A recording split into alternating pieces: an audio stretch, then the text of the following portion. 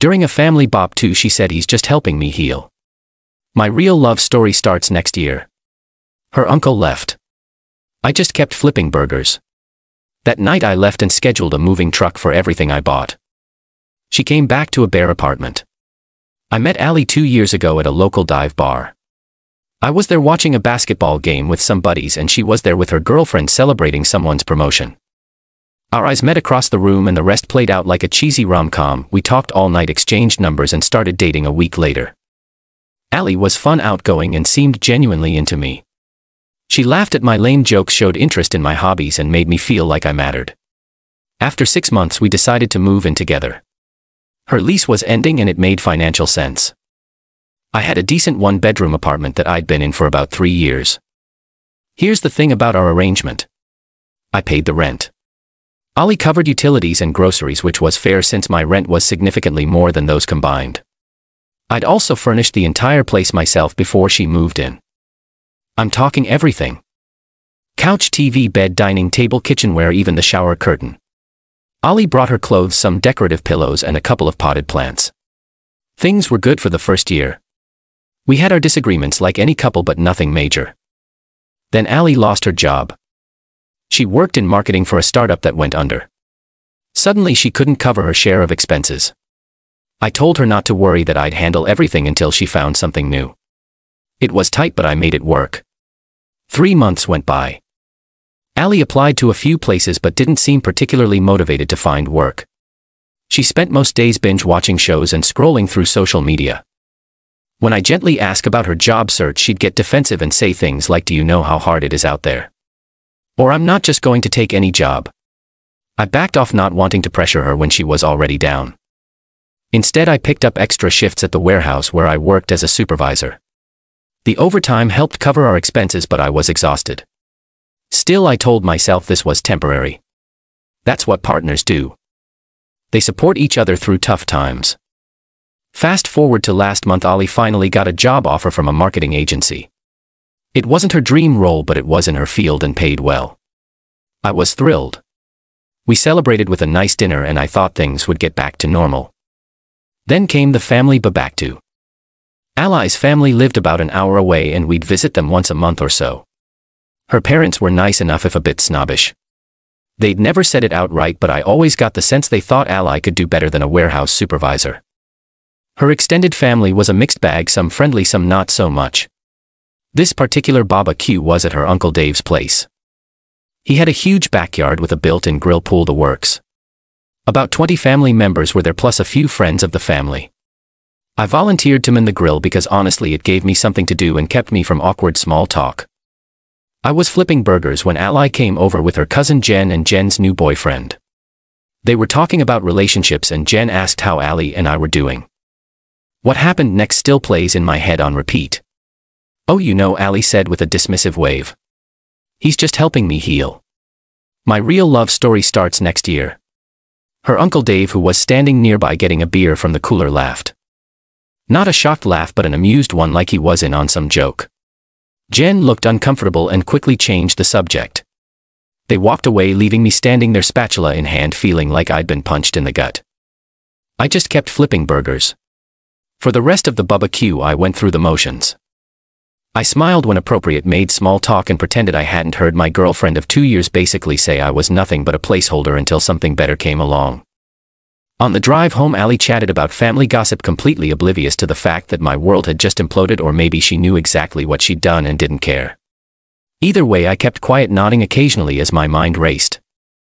We got home around 9 p.m. Ali said she was tired from the sun and was going to take a shower and go to bed. I said I was going to watch TV for a bit. As soon as I heard the bathroom door close and the shower start, I got to work. I didn't want a confrontation. I didn't want tears or excuses or gaslighting. I just wanted out. I packed a duffel bag with clothes and essentials. I grabbed my important documents from the filing cabinet. I took pictures of everything in the apartment that I'd purchased, making a detailed inventory on my phone. Then I went online and scheduled a moving company for 11 a.m. the next day. On Monday, when I knew Ali would be at her new job, I texted my buddy Mike and asked if I could crash at his place for a few days. He replied with a thumbs up and no questions asked. After getting Mike's confirmation, I also went online and reserved a storage unit at a nearby facility. They had a special first-month deal with 24-hour access, which was perfect for my situation. I wrote a short note and left it on the kitchen counter. "Ali, I heard what you said at the BBQ. I'm not anyone's placeholder or healing journey. I've arranged for movers to pick up my belongings tomorrow. I've paid rent through the end of the month, so you have time to figure out your next steps.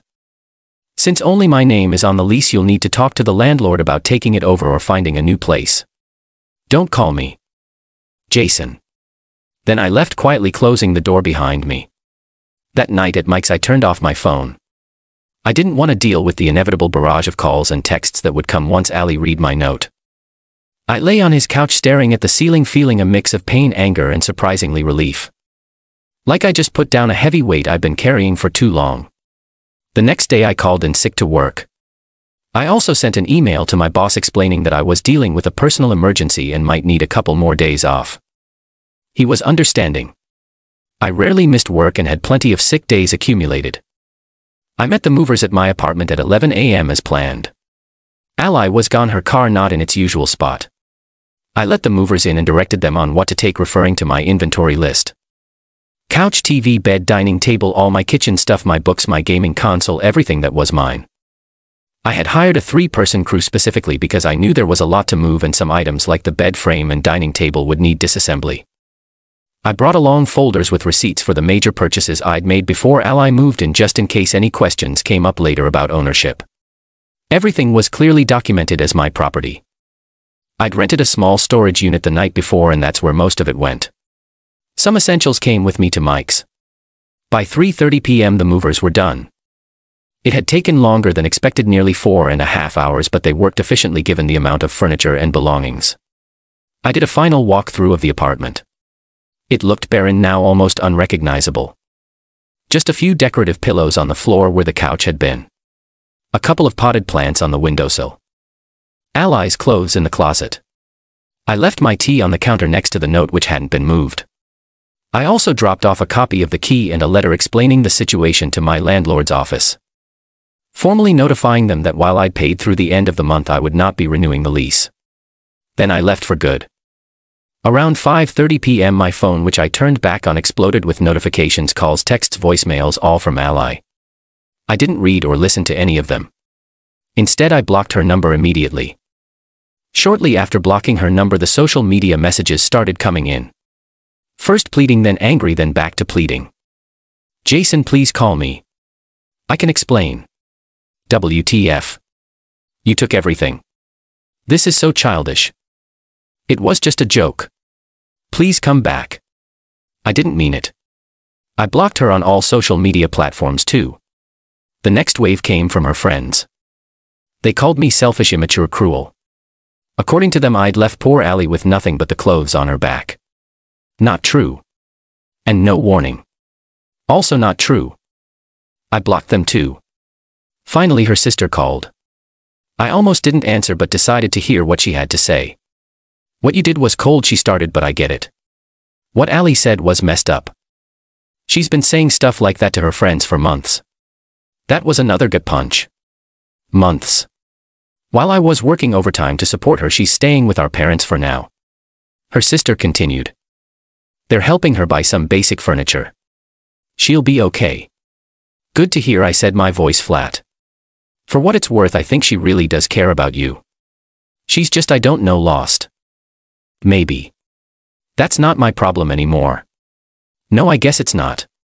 She paused. Take care, Jason. That was 2 weeks ago. I'm still at Mike's, but I'm looking for a new place. I've heard through mutual friends that Ali's parents bought her a new couch and bed, and she's back in the apartment. Our apartment.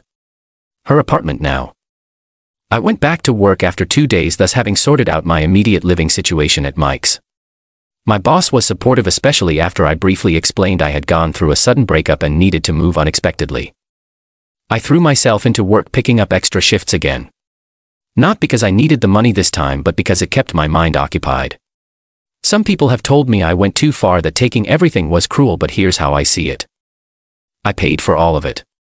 Every single item I had documentation and receipts proving it was all purchased before she moved in or solely with my money during our relationship. And more importantly, I'd paid all the rent for months while she contributed nothing, not just financially but emotionally too. I was working myself to exhaustion to support someone who saw me as nothing more than a stepping stone to something better. I won't pretend I'm not hurt. I am, but I'm also angry. And that anger has kept me from calling her, from giving into those moments of weakness where I miss the good times. Because the thing is, I deserve better than to be someone's healing journey. I deserve to be someone's destination. Update. 3 months later. A lot has happened since my last post, so I thought I'd give you all an update. First, I found my own place about a month ago. It's a small studio, but it's all mine and I've set it up exactly how I want. I got most of my stuff out of storage, sold a few things that didn't fit in the new place, and bought some new items too. Fresh start, fresh furniture. As for Ali, she tried to contact me a few more times after my original post. She even showed up at my workplace once, but security didn't let her in. Eventually she seemed to get the message and stopped trying. Then about a month ago I ran into her cousin Jen at a coffee shop. She told me Ali had moved back in with her parents and was subletting the apartment. Apparently even with her new job she couldn't afford the rent on her own. No surprise there. She tells everyone you abandoned her, Jen said, but I was there. I heard what she said at the BBQ and it wasn't the first time she'd something like that. Jen went on to explain that Ali had a pattern of using people as emotional crutches, then discarding them when she felt healed or ready to move on. She'd done it with friends, previous boyfriends, even jobs. The family enables it, Jen admitted. Especially her parents. They bail her out every time. That's why Uncle Dave laughed at the BBQ. He's seen this movie before. Jen also explained that Ali's new job wasn't paying as much as she'd led me to believe. It was an entry-level position with potential for growth, but the starting salary was modest. Combined with her poor money management and the full rent being about twice what she could afford on her current salary, there was no way she could maintain the apartment on her own. I thanked Jen for her honesty. It didn't make me feel better about what happened, but it did confirm I'd made the right decision.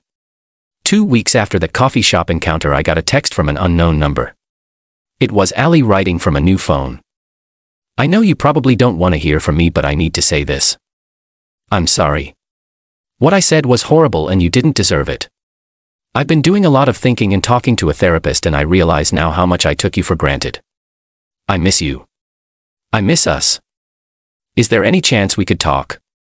I stared at that message for a long time. Part of me wanted to ignore it completely. Another part wanted to respond with anger. In the end, I opted for honesty. Ali, I appreciate the apology, but it's too late. What you said at the barbecue wasn't a slip-up or a bad joke. It was a glimpse into how you really saw me, as temporary, as less than what you really wanted. I deserve better than that. I hope your therapy helps you, and I hope your real love story works out, but it won't be with me. She replied immediately. I understand. I really am sorry.